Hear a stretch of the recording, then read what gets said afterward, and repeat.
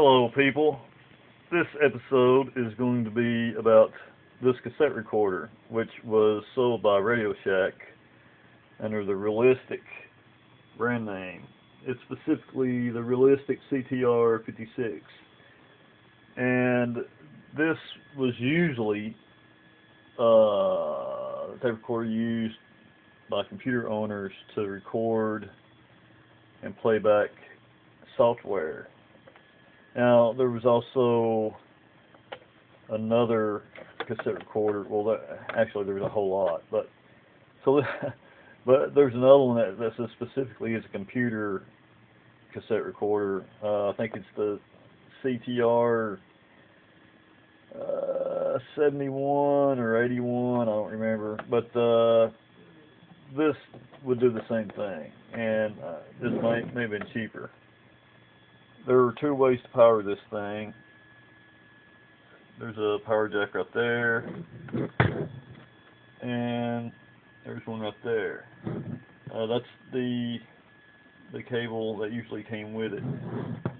And on the side, you've got jacks to earphone jack, auxiliary jack, remote jack, and the microphone. And typically you would use either one of these and these two to hook to your computer. So if you get one of these things and it doesn't work, here's what you need to do to fix it. I'm not an expert, I'm just telling you from my experience. So when I get these old recorders, and I like to repair these, it's just, I find it interesting, because cassette recorders were the cheapest form of storage device you could use back in the 80s, late 70s, early 80s. And when I get these, I'll plug them up, and I'll immediately press rewind. And what that will do, hopefully, is to throw the rubber belt off the drive,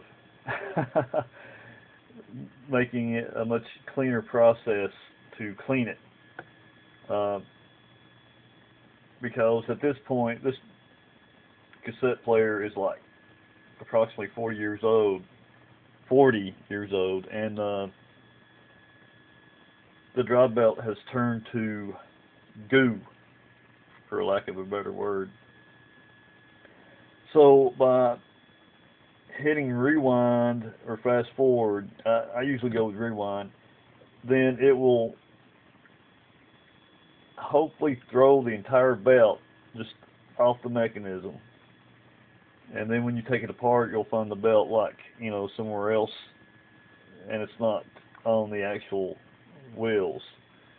I'll show you that here in a second. Alright, there are 4 screws that will need to be taken off to get into this thing. 2 on the front, and then 2 hidden in the battery bay. And typically, all the tape recorders from Radio Shack this is the procedure basically for all of them. There may be a little bit of difference here and there, but not a huge difference.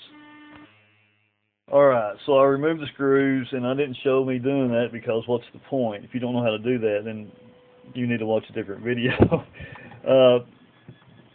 You take the lid off.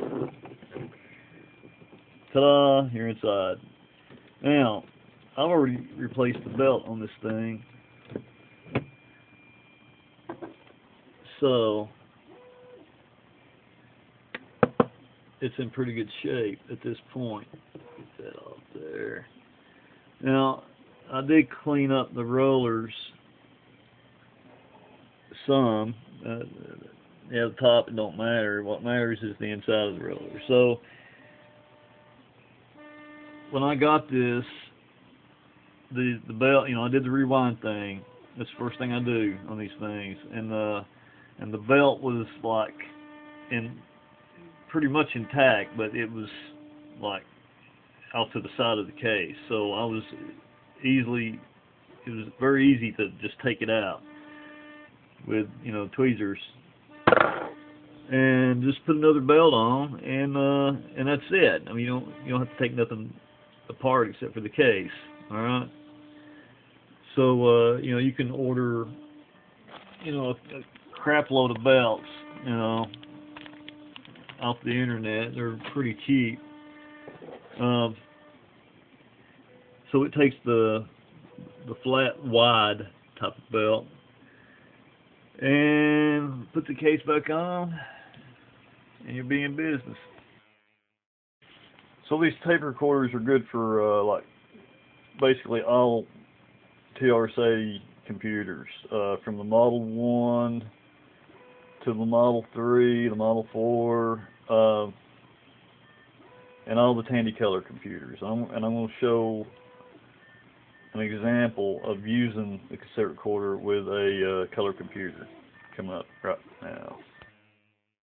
Alright, so you plug in the power, you plug in all the cables coming from your computer, which in this case it's a TRS-80 Color Computer 2, 64K RAM, extended basic. So you've got this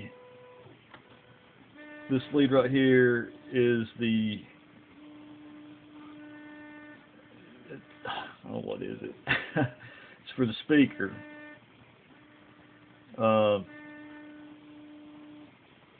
This is the remote lead. This is the lead that goes into the mic port. So you want to make sure those are hooked up. And also there is a volume switch right here. You can't see it. Oh, right there you go. Okay. What you want to do is make sure that's on the center. It's centered. So the volume is exactly in the middle. That's important. Or it can be. So right now I'm going to power up the monitor here. Turn on the color computer, power computer. Okay, you might be able to see that. A little refresh right there. Now I'm going to top C load character test. Now what this is going to do is go through all the programs that I've got saved on that cassette tape. You know, actually without the glare.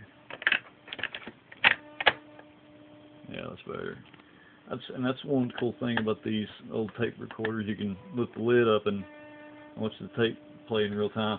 Oh, something else is very important. You need to clean the heads on the cassette drive. Okay, you need to clean the playhead and the record head with alcohol. Okay, real simple. So do that. Now I'm going to press. Oh, all right. Now at this point, if you try to rewind, nothing's going to work. If you try to rewind or fast forward, what you have to do is disconnect the remote cable here to be able to do that, and then stick it back in when you want to play. And that way, see, I can go ahead and press the play button and nothing will happen, because at this point the computer is in control of the cassette player. And so after it loads the program that it finds, it will automatically stop the cassette player. But when that's plugged in, you won't be able to rewind or fast forward, and the computer won't do that automatically. So to fast forward or rewind, you've got to unplug the remote cable. And you don't have to have it plugged in, but it's convenient for the computer to automatically stop it when it's done. Alright, so I don't know if you can see that. Press enter. There's a little S up there for searching, and the tape is moving. And look, see, it found a program. Now it's skipping it because it's not the program that I'm hunting for. Found another program, but it's skipping it because it's not the program I'm looking for. Now it found the program I'm looking for, and there it is. Alright, so top list. Run it. That's all it does. Alright, so, and of course the computer automatically stopped the tape. At this point I can press stop. And that's it, basically. Alright, so if you want to get into retro computing and get in it pretty cheap, well, you can buy these things pretty cheap. And you can also buy the old tape players pretty cheap.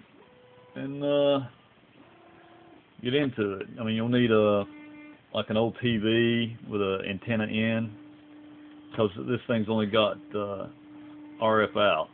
So there's solutions to that. Just, you know, look it up. And that's it, guys. Scotty Animation. I'll talk to you later.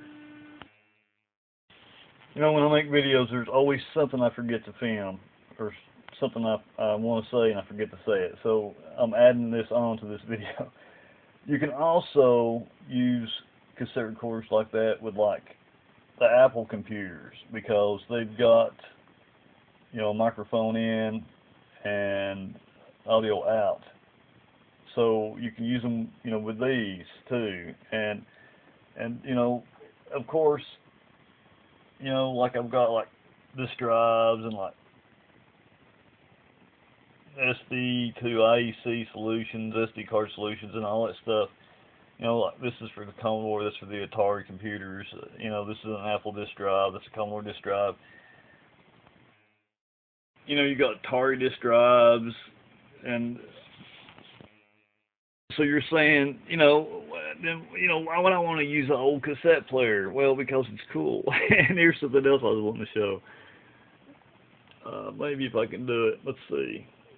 All right, before you load a program, type audio out. No, not audio out. Audio on. Okay. Sorry about that. I forget things. Okay, so, and that way, when you load a program,